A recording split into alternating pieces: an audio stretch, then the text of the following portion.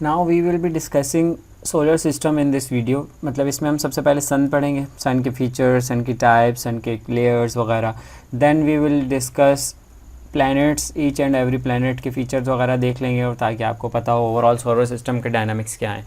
तो let's start. सबसे पहले सन क्या है? सन की डेफिनेशन है star. Basically sun is a star that is huge ball of gas, mostly hydrogen and helium होती है। ठीक है, साइंटिस्ट ने डिवाइड किया इसको 3 रीजन्स के अंदर। तो ये बिल्कुल शॉर्ट लिखा हुआ है, आपने बताना है कि सन इज़ अ स्टार।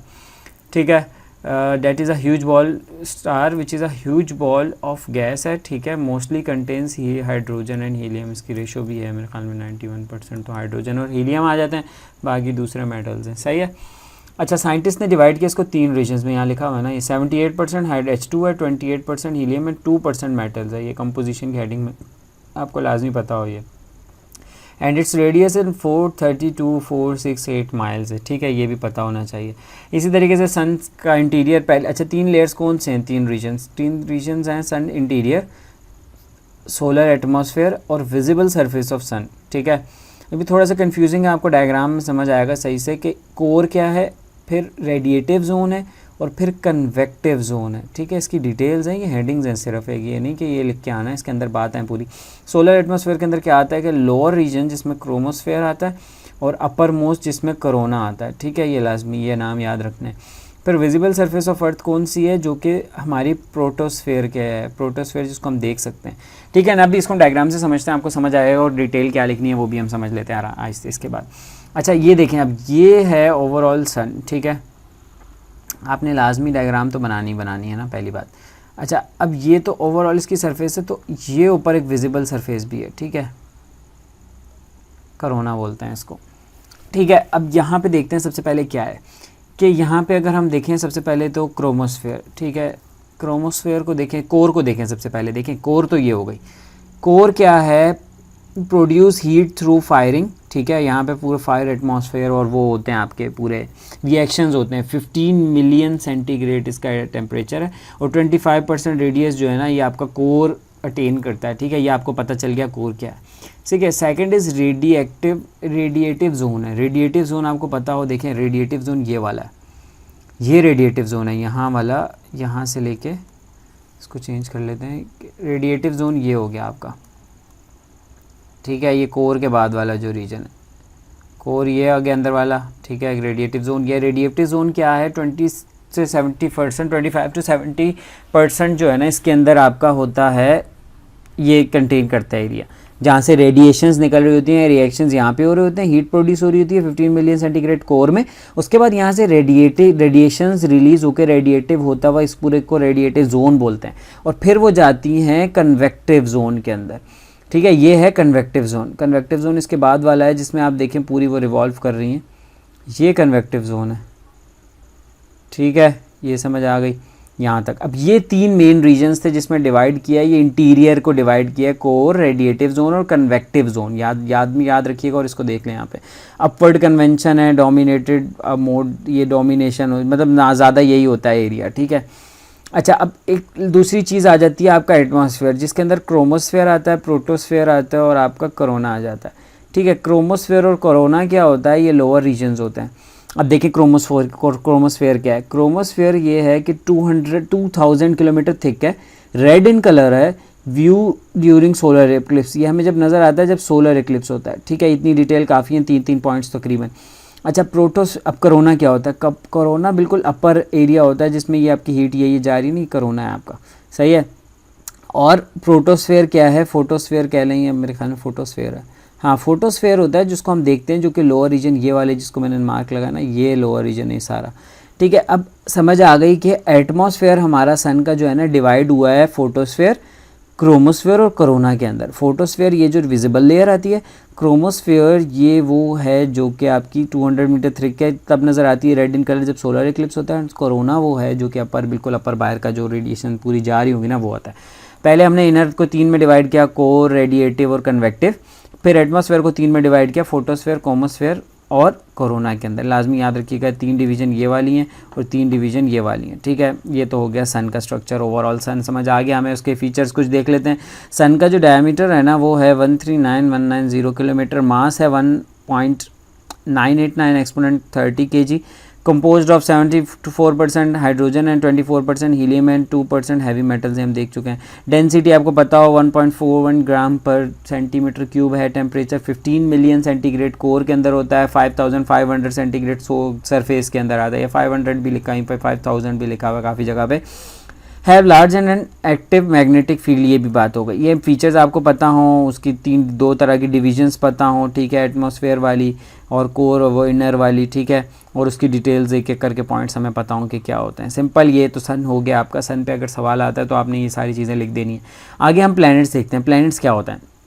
प्लैनेट्स होते हैं बॉडी, डेफिनेशन है बॉडी इन ऑर्बिट अराउंड, जो भी स्पेस के अंदर बॉडी है, body in space around orbit around the sun. Sun के ऑर्बिट में कोई भी बॉडी है तो वो आपकी प्लैनेट कहलाती है। सिंपल, ठीक है। प्लैनेट से ग्रीक वर्ड से निकला है जिसको आप वेंडरर्स बोलते हैं। सही है, वेंडर आपको वैसे ही पता है, आवारा घूमने वाले, ठीक है। 8 प्लैनेट्स हैं।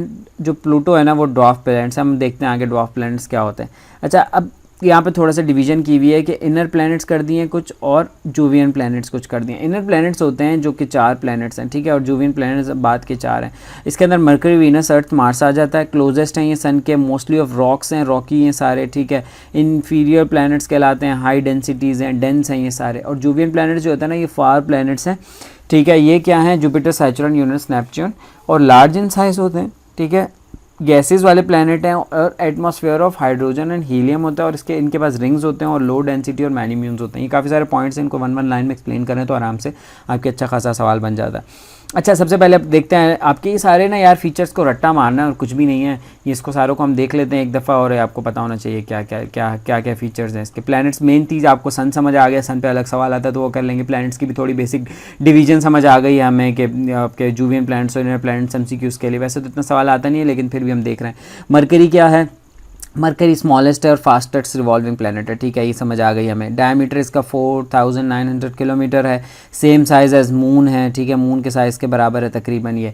क्लोजेस्ट टू सन है, ठीक है, ये भी हमें बात पता है। क्लोजेस्ट, ये देखिए मैंने सिर्फ इंपॉर्टेंट लिखे हैं, लंबी लंबी कहानियाँ नहीं लिखी, सिर्फ आपको ये आर्गूमेंट्स पता हो तो आप आराम से डेवलप कर सकते हैं अपने क्वेश्चन को। अच्छा, इसका नो एटमॉस्फेयर होता है, नो लाइफ है, नो मून और रिंग्स, कुछ भी नहीं होता, ये बिल्कुल अहम ही है, ठीक है। रॉकी मटीरियल है यहाँ पे पूरा और फुल हाई डेंसिटी है इसकी। अच्छा, ये क्या करता है? अराउंड करता है सन के इर्द गिर्द। जो इसका रेवोल्यूशन है ना, रेवोल्यूशन इसका 88 डेज है। इसका मतलब ये फास्टेस्ट है, ये भी पता होना चाहिए, लिखा है ना फास्टेस्ट रिवॉल्विंग। ये बस डिफ्रेंशिएट पता होना चाहिए आपको 8 प्लैनेट्स के दरमियान का। और 58 million kilometre away from the sun. ज़रूरी नहीं है सारा रट्टा मारें यार, जितने याद होते हैं याद रखें, मेन पॉइंट्स याद रखें MCQs वगैरह के लिए। -170 to 450 सेंटीग्रेड इसका टेम्परेचर होता है, ठीक है। वीनस पे आ जाते हैं। वीनस है second planet in the atmosphere. ये हॉटेस्ट और ब्राइटेस्ट है। अब ये हॉटेस्ट और ब्राइटेस्ट क्यों है? हालांकि ये पहले करीब तो नहीं है मरकरी के, लेकिन इसलिए है क्योंकि इसके जो आपकी इसका क्लाउड्स है ना वो बेसिकली इसके हैं CO2 के।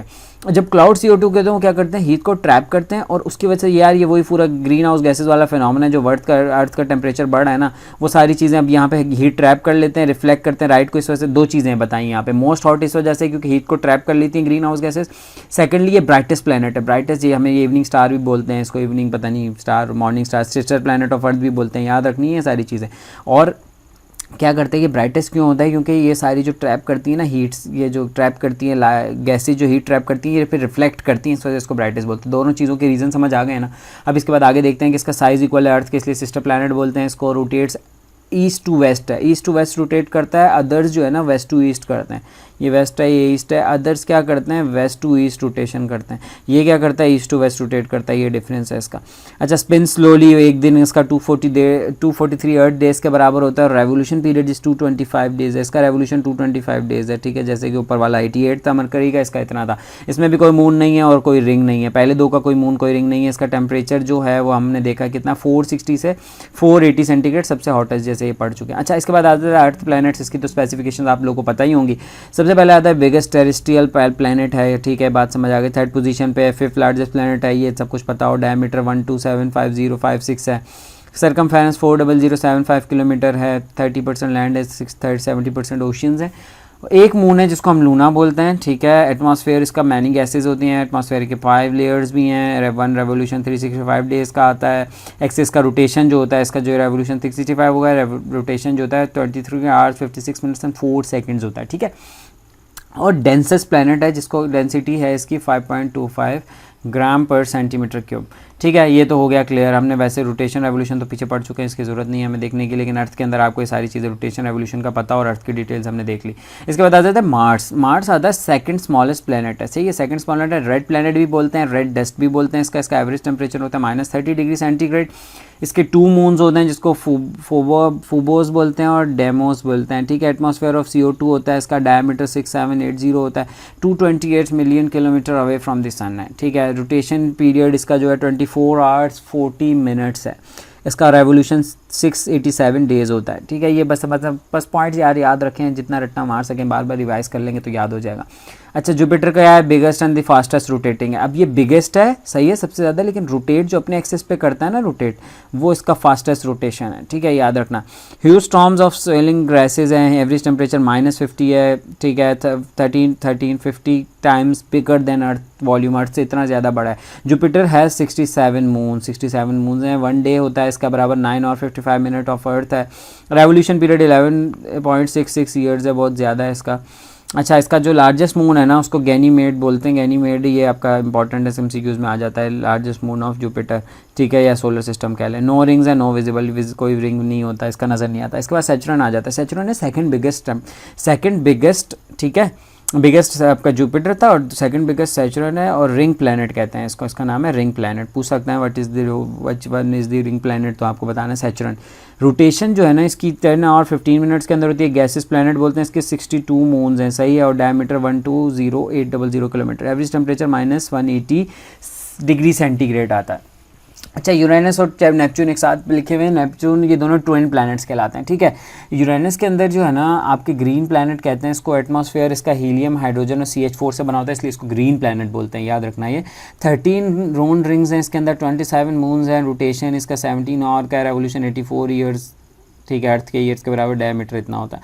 नेपच्यून इसका है फास्टेस्ट प्लैनेट है। ठीक है, फारदेस्ट प्लैनेट है, दूर प्लैनेट है सबसे, और कोल्डेस्ट है। ठीक है, 14 मून्स हैं और रोटेशन इसका 6 आवर्स लगता है, और रेवोल्यूशन सबसे ज़्यादा इसका टाइम लगता है नेपच्यून का, क्योंकि सबसे दूर है तो सबसे ज़्यादा लंबा इसका रेवोल्यूशन का पीरियड है। सबसे शॉर्टेस्ट रेवोल्यूशन का पीरियड मरकरी जो सबसे करीब है, सबसे लॉन्गेस्ट नेपच्यून जो सबसे दूर है। सबसे फास्टेस्ट एक्सिस के इर्द गिर्द जो घूमता है वो आपका जुपिटर घूमता है, जो कि लार्जेस्ट प्लैनेट होता है। इसी तरह आपका ये सारी चीज़ें हो गई, और ये हमारे पास डायग्राम लिखी है यहाँ पे, जिसको हम देख लेते हैं। सिंपल क्या है, सन है, मरकरी हमें बताया, Mercury, Venus, Earth, Mars, Neptune, Jupiter, Saturn, Uranus, Neptune, याद रख लें। ये मरकरी, वीनस, अर्थ, मार्स, ये तो हो गए आपके पहले।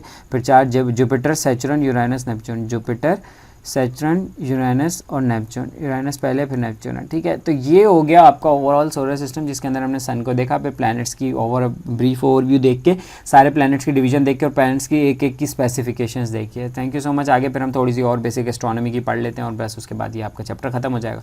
Thank you, take care.